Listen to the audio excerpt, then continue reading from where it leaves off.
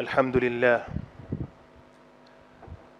لله الذي خلق الكون فنظمه وخلق الإنسان وكرمه وسن الدين وعظمه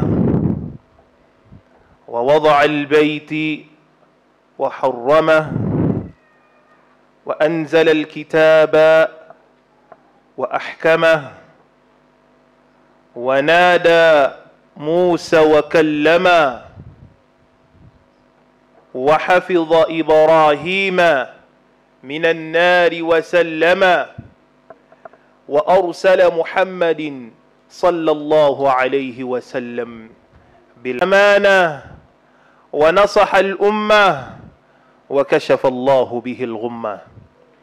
فيا عباد الله، أوصي نفسي وإياكم بتقوى الله عز وجل، كما قال تعالى في كتابه العزيز بعد أعوذ بالله من الشيطان الرجيم: يا أيها الذين آمنوا اتقوا الله حق تقاته ولا تموتن إلا وأنتم مسلمون.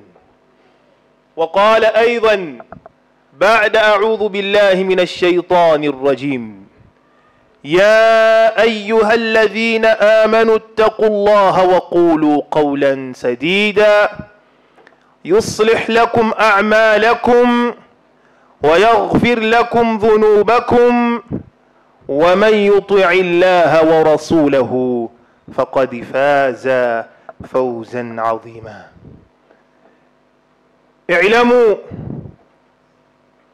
أيها المؤمن إن أحسن الكلام والحديث كلام الله، وخير الهدي هدى محمد صلى الله عليه وسلم، وشر الأمور محدثاتها وكل محدثة بدعة وكل بدعة ضلالة وكل ضلالة في النار. أتنزل الله سبحانه وتعالى ويو الله جل وعلا ونريد أن تنسز فيه ويو الله سبحانه وتعالى أشات ودي تشنجل تشوبلمو ويو ملزو في الله سبحانه وتعالى ali fawqa arshihi, era ng'ateredde ku Namulondo akyasazeewo tubeere mu abo abayimirizaawo essala ettaano.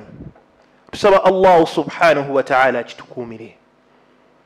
Nzizaako okubeera nga nsaalira omubaka Muhammadin sallallahu alayhi wa sallam.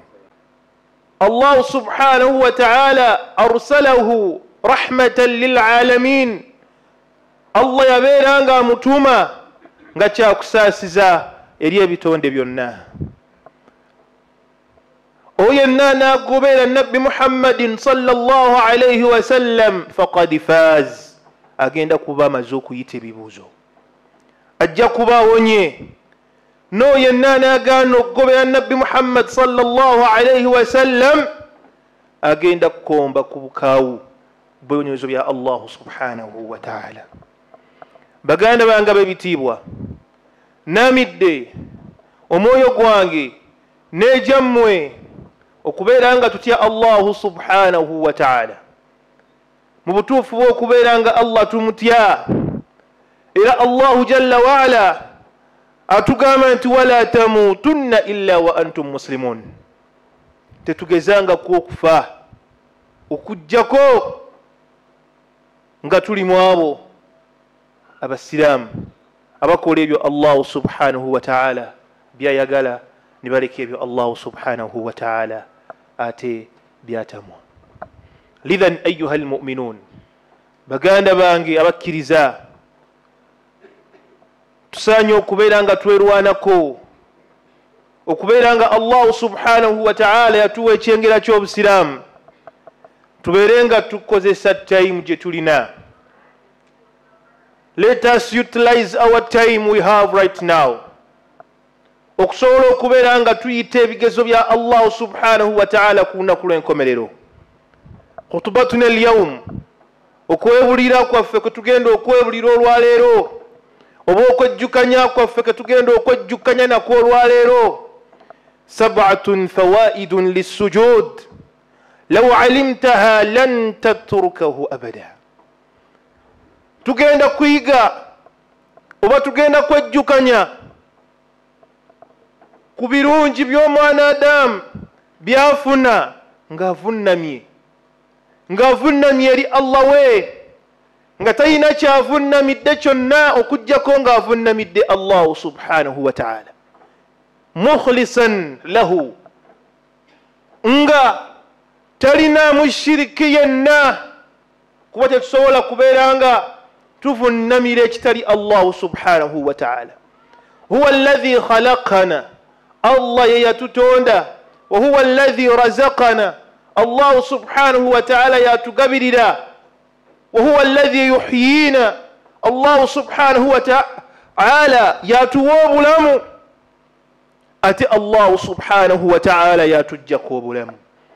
Qala Allah subhanahu wa ta'ala yagamba mu Qur'an al-Karim, alladhi khalaqa al-mawta wal hayata liyabluwakum ayyukum ahsanu amala. Uyo Allah subhanahu wa ta'ala khalaqa al-mawta, yatonda okufa, wal hayata, Allah natonda obulamu, liyabluwakum, Allah subhanahu wa ta'ala tugezese, ayyukum ahsanu amala, ani muffe, ani mummwe agenda okulongoosa emirimu gye. Abebitiibwa, tuli mbaddu ba Allah subhanahu wa ta'ala abavunnama ku lwa Allah. Tuli abaddu ba Allah subhanahu wa ta'ala abavunnama nga tuvunnama nga situlina shiriki yenna, nga nasjudu li rabbina, tuvunnama eri Allah subhanahu wa ta'ala, natlubu al-auna min Allah, tunoonya okutaasibwa eri Allah subhanahu wa ta'ala, aw ghayri dhalik, oba tukola ekyennyume kyekyo. Lidhan Nabbi Muhammadin sallallahu alayhi wa sallam yabeera nga atusomesa abaana Adamu ffenna okubeera nga wallahi tuvunnama ku lwa Allah subhanahu wa ta'ala. Wa idha anta turid an tataqarraba ila Allah aw min Allah, alwasilati al-ula hiya as-sujud. Wobanga oyagala okubeera nga osembeera Allah, obanga obeera Allah ng'obeera naye kumpi, ng'omusemberedde, olina kubeera ng'ovunnamye. Annabiyu alayhi salam, omubaka Muhammadin sallallahu alayhi wa sallam yaqul, ategeeza mu hadithi entuufu, n'agamba nti aqrabu ma yakunu al-abdu min rabbihi wa huwa sajid. Omwana Adamu akaseera kasinga okubeera nga ali kumpi n'omulezi we Allah subhanahu wa ta'ala, alina kubeera nga avunnamye. Akaseera k'okuvunnama osadde, oli mu sunna, oli mu ssala eza farda, naye n'ovunnama, Allah subhanahu wa ta'ala ayagala nnyo omuddu we avunnamye. Y'ensonga lwaki yamulonda n'agamba nti oyo omuddu wange abeera kumpi nange. Hakadha qala lana, bw'atyo Nabbi Muhammadin sallallahu alayhi wa sallam bwe yategeeza. Wa idha dhaqat alayka ad-dunya, eddunya neebeera nga ekufundiridde, usjud li rabbik, beera ng'ovunnamira omulezi wa Allah subhanahu wa ta'ala. Keera ku makya, salli rak'atayn, saa raka'a bbiri, wanvu ya sujud, ud'u Allah subhanahu wa ta'ala musabe, Allah ajja kwanukula. Era ensonga ey'okubiri, istijabati ad-du'a fi sujud. Allah subhanahu wa ta'ala ayanukula edduwa y'omwana Adamu ng'ali ku sujud. kiraga nti alaze okwetowaza kwe eri Allahu subhanahu wa ta'ala. ويقول صلى الله عليه وسلم أمبك محمد صلى الله عليه وسلم يونغلك حديثه وناغامبا أقرب ما يقول العبد من ربه وهو ساجد وموانا دام أكد كاسينغو كبيرو كومبي نوملزوي أين كبيرانغا فنمي نبي نابيرانغا يونغلكو ناغامبا انتي فأكثروا أو أكثروا الدعاء في السجود yitiriza okusaba Allah subhanahu wa ta'ala ng'ovunnamye. Allah asobola okukuwa ekirungi, Allah asobola okukuwa ekirungi mu byo. Allah asobola okuggyako ebbanja ly'olina. Allah asobola okukuwa omwana, ayinza okuwa wa buwala oba wa bulenzi oba balongo, kyonna Allah kyayagadde. Allah asobola okukusaasira n'ozimba ennyumba yo n'ogimala, naye nawe mbutuufu Allah okumwebaza. Usjud li rabbik, genda wansi Allah omwebaze. Sajdati shukur, olete sujudu y'okubeeranga weebaza, onoonyeza omulimu ebbanga ddene togulina naye Allah agukuwadde. Usjud li rabbik, beeranga weebaza, genda wansi akadde ako wonna wooli nga watukuvu ogambe nti subhana rabbiyal a'la, Allah omutendereze. Ekyo Allah kyayagala. Allah yagala omuddu we omugonvu gyali, era wookikola. Allah yani obadde mulwadde, Allah n'akuwonya obulwadde, Allah akuwonyezza obulwadde. Usjud li rabbik, beeranga Allah subhanahu wa ta'ala wallahi omwebaza nga wa anta sajidun, nga gwe kennyini weetowazizza n'obeeranga ovunnama ku lwa Allahu subhanahu wa ta'ala. Era faida endala, ekyokuyiga, omugaso omulala, ekirungi ekirala ekiri mu kuvunnama, Nabbi Muhammadin sallallahu alayhi wa sallam yatugamba omuntu yenna anayikiriza okubeeranga avunnama, era waba ayagala okuwonya Nabbi Muhammad sallallahu alayhi wa sallam mu jjana, murafaqatu nabiyyi sallallahu alayhi wa sallam fil janna. Ogenda kubeera nga olina Nabbi Muhammadin sallallahu alayhi wa sallam mu jjana, talina dhambi lyonna. Nabbi talina dhambi lyonna. Ye gwani Nabbi gwalonze okubeeranga obeera naye mu jjana, obeere naye oyogereko naye, Nabbi akubuuzeeko ayogereko naawe. Abantu bayayaanyira okubeeranga balaba kaburi ya Nabbi Muhammadin sallallahu alayhi wa sallam, naye nga tebasobola kugirengera nti yiiri. Bawalaga bulazi nti wano mu kino ekisenge Nabbi mwali, mu kino ekisenge Abubakari mwali, mu kino ekisenge Umaru mwali. Era wotuuka wogamba assalaamu alayka ya Rasulallah, n'otuuka ku kya Abubakari n'ogamba assalaamu alayka ya Ababakar, n'otuuka ku kya Umar n'ogamba assalaamu alayka ya Umar. Naye wali satakunu ma'a nabiyuna Muhammadin sallallahu alayhi wa sallam. Tusaba Allah subhanahu wa ta'ala akituwe. Olw'ensonga ahadu sahaba, omu ku basahaba ba Nabbi Muhammadin sallallahu alayhi wa sallam, yabeeranga amugamba nti as'aluka murafaqatuka au murafaqataka fil janna, nkusaba gwe ow'ekitiibwa Nabbi Muhammad sallallahu alayhi wa sallam okubeeranga mba naawe mu jjana. Nabbi n'amugamba nti akthir as-sujud, beeranga oyitiriza okukola ki? Beeranga oyitiriza okuvunnama. Ekyokuna, taziidu min juudi tanaffus, obanga obadde olina omukka mutono, ng'olina obulwadde bw'okussa, Allah subhanahu wa ta'ala yateeka eddagala mu sujud, oyitiriza okubeeranga alhamdulillah ovunnama ku lwa Allah subhanahu wa ta'ala, Allah kwongeza tanaffus, omukka okusakwo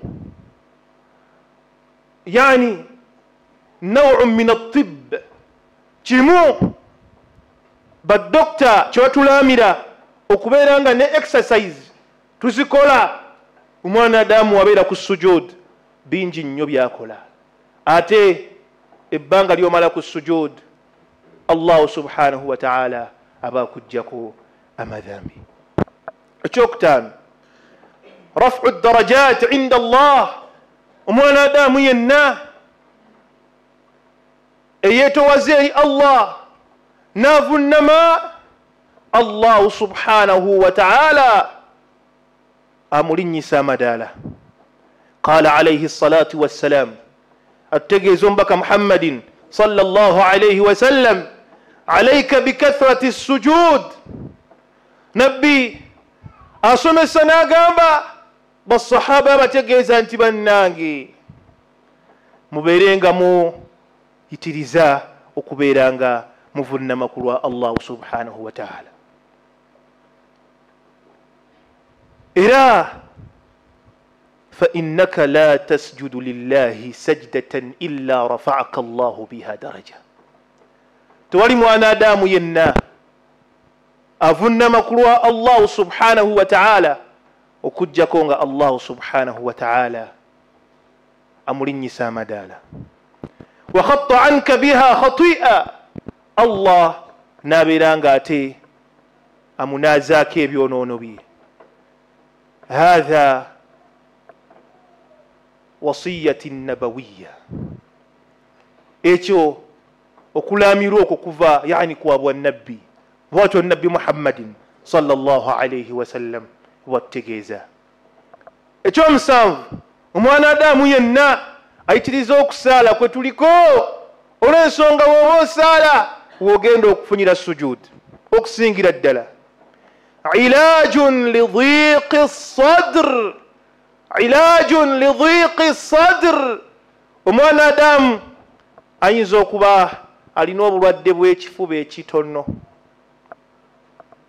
naye mahma yukthir min as-sujud, akadde kamalanga ayitiriza okubanga avunnama ku lwa Allah subhanahu wa ta'ala, Allah nayanjuluza ekifuba kye. النبي صلى الله عليه وسلم كان يحزن أحيانا. لم النبي محمد صلى الله عليه وسلم يلي أنقولا لأنه كان يحب الخير لكل الناس. وليسونغ أبانا دام يلي أبا غزانغا بيرونجي، ولكن للأسف لا أو HMB أبانا دام bali tebakiriza la yastajibuna lahum, bali tebabeeranga bakkiriza nabbi kyakolaki kyategeeza. Yani nabbi yali ayagala yuridu an yunqidhahum min an-nar, yali abatiisa omuliro Allah leme kubookya. walakinnahum kana ala ghairi hadha, naye ate kanu ala ghairi yani hadha, bali kwegamba bo bakola birala ebyonyumya byekyo. مثل okugeza anta tuhibbu alkhair linnas, ng'omwana adamu wanayagaliza ebirungi abaana adamu, walakin lilasaf naye ate ekyembi nga bo tebalaba kirungi kyobaagaliza. minhum mubo nabbi Muhammad sallallahu alayhi wasallam beyategeezanga bannange mugambe la ilaha illa Allah, mwatule tewali asinzibwa okujjako Allah subhanahu wa ta'ala. Bali bakola bukozi kyenyumya ekyekyo nga tebalina kye bawulira illa alkhiyana walhasad wa hubbu sharri lahu. Bagamba nti kati gwe mulekwa okuza oli munaku, biki byotugamba kumukwatibwako nsaalwa na kumwagaliza bikyamu. Ensonga lwaki fahajara nabiyyi Muhammadin sallallahu alayhi wa sallam min makkata ila al-madina. ala inna ahsana al-kalam wa ablagha an-nidam كلام الله الملك العزيز العلام كما قال تعالى في الكلام إن الدين عند الله الإسلام أقول قولي هذا واستغفر الله لي ولكم ولسائر المسلمين من كل ذنب فاستغفروه إنه هو الغفور الرحيم وهو البر الكريم. توبوا إلى الله التائب من الذنب كمن لا ذنب له.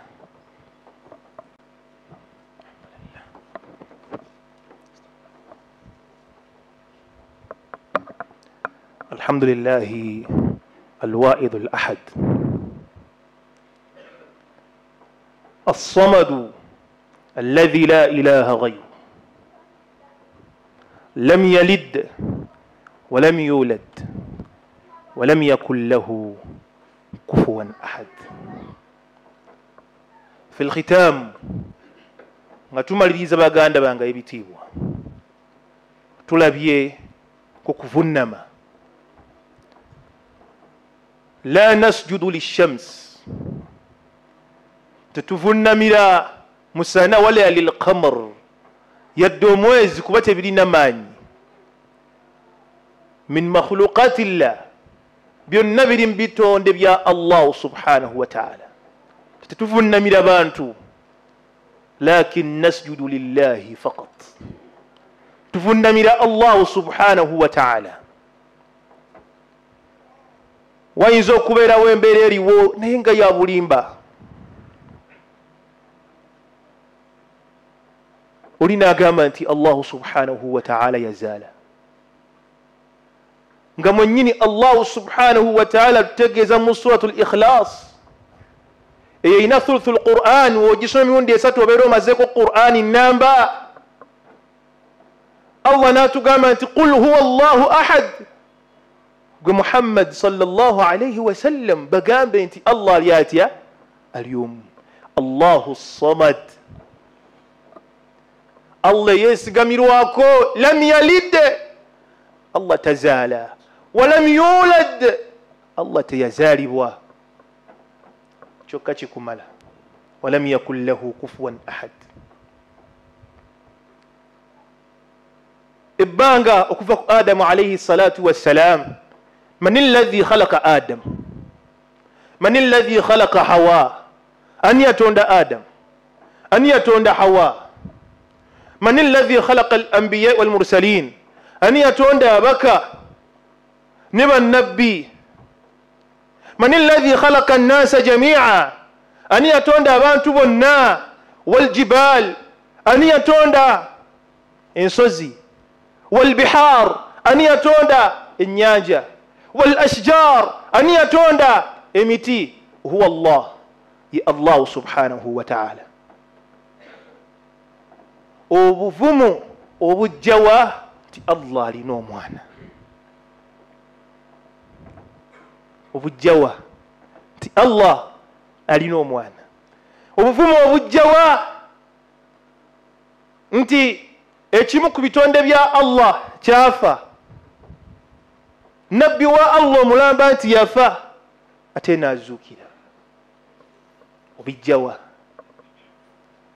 Kaifa taqul nti Allah alina omwana ng'amuzaala mu kitonde kye yatonda?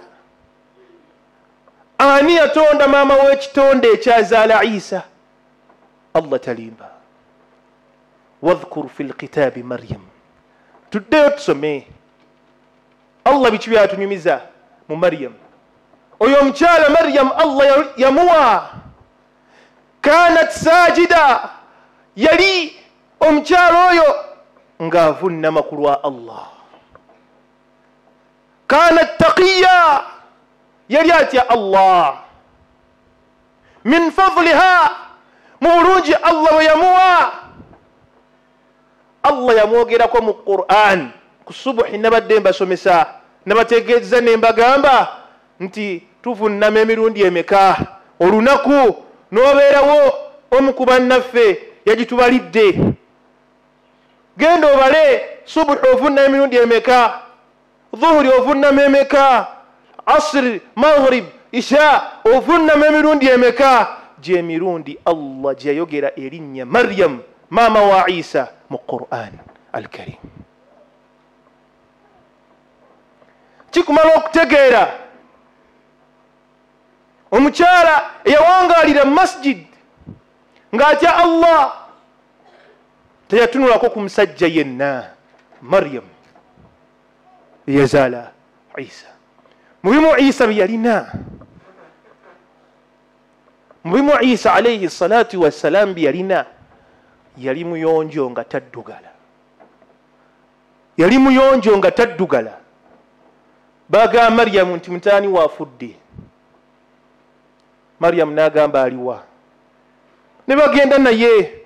Maryam yalina akatambaala akeeru, n'ayisa ku gwe bagamba nti mutabani we. We yamuyisaako katambaala ne kaddugala. Fadhahikat, n'aseka, n'atambula, n'agenda. Yategeera nti oyo si mwana we. Tewali asinga kutegeera mwana we okuggyako maama we.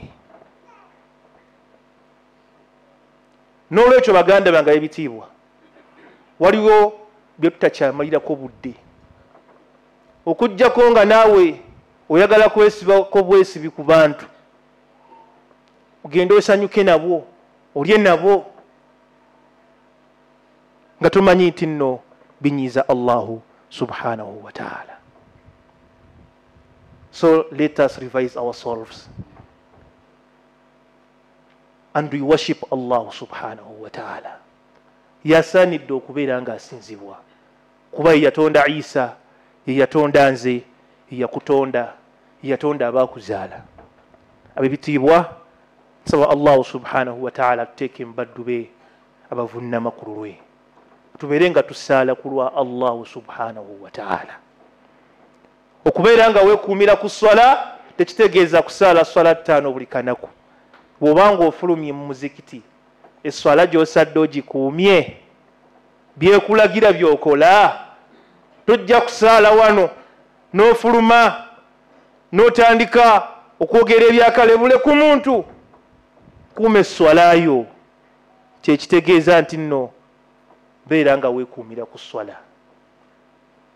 Inna Allaha wa malaikatahu yusalluna ala nabi يا أيها الذين آمنوا صلوا عليه وسلموا تسليما اللهم صل على محمد وعلى آل محمد كما صليت على إبراهيم وعلى آل إبراهيم إنك حميد مجيد وبارك اللهم على محمد وعلى آل محمد كما باركت على إبراهيم وعلى آل إبراهيم إنك حميد مجيد وارض اللهم عن أصحاب الخلفاء خصوص منهم أبو بكر وعمر وعثمان وعلي ومن تبعهم بإحسان إلى يوم الدين اللهم أعز الإسلام والمسلمين وأذل الشرك والمشركين واحمي حوزة الدين اللهم إنا نسألك علما نافعا ورزقا طيبا وعملا متقبلا اللهم لا علم لنا إلا ما علمتنا فعلمنا ما ينفعنا وزدنا علما ربنا إنا نسألك موجبات رحمتك